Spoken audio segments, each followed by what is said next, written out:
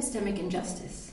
So have you ever had that nagging feeling that, for example, in a social or professional setting, someone's voice or opinion was being dismissed or taken less seriously because she was a woman or because their accent was considered foreign or less sophisticated?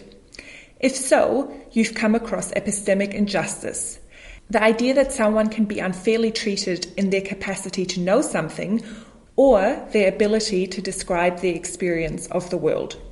Epistemic injustice is closely related to ideas of how knowledge is related to power, of oppression and various forms of prejudice and discrimination.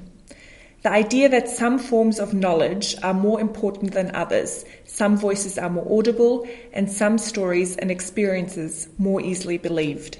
So, where does the term come from? So the idea of epistemic injustice isn't new, even though it's recently received increased attention. You can trace the roots of these ideas quite far back. For example, in the words of Sojourner Truth, who was an African-American women's rights activist and abolitionist, speaking about how society denied the voices of black women. Ideas of and related to epistemic injustice are found in the works of feminist scholars and activists and researchers and practitioners who work on gender, race, colonialism, and other things. The concept has gained more prominence most recently, though not exclusively, through philosopher Miranda Fricker's seminal work. So Fricker describes two types of epistemic injustice. The first is what she calls testimonial injustice, and this is where the hearer takes the speaker's words less seriously because of ingrained prejudice, even if this is not done deliberately. So going back to the example I began with, you hear someone speak or describe an experience or an idea, and because of a specific characteristic, for example, their gender, color of skin, class, or nationality, you, consciously or subconsciously, find them less credible or authoritative. That is an example of testimonial injustice. Think, for example, of the authority that male professors hold in a classroom compared to their female counterparts. And the second type of epistemic injustice is what Fricker calls hermeneutical injustice. And that refers to a particular type of gap.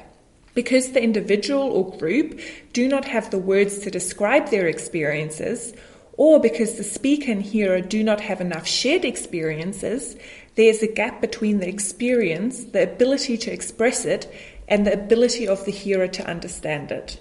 Consider how difficult it was for women to be taken seriously about things like sexual harassment or perinatal depression before these concepts became part of our common language and social experience.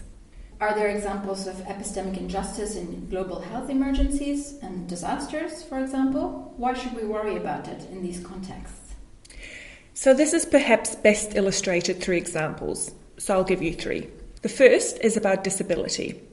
The perception of disability is often culturally ingrained and often related to the idea that someone with a disability is also less competent. So although people with disabilities are best placed to identify their own needs in times of disaster or humanitarian crises, they are often sidelined or ignored. And this results in measures that are not appropriate or that do not meet their needs. The second example is one related to asylum seekers. People fleeing conflict, for example, and requesting asylum at borders are sometimes disbelieved in their description of trauma and are accused of making up stories of violence. Sometimes, having experienced the violence, they don't necessarily have the words or concepts to describe the trauma they've experienced, adding to their inability to make their stories appear real and credible. Thirdly, language and our perception of language can be particularly problematic. Health emergencies sometimes occur in settings that are diverse in terms of language. However, the management and coordination of the international community's responses are often conducted in English, away from communities, without translation to local languages, and where a person expressing a need or concern in a local language might be given less importance or credibility. So, if we are to respond to emergencies and disasters better and more fairly, we have to start taking questions of epistemic injustice seriously.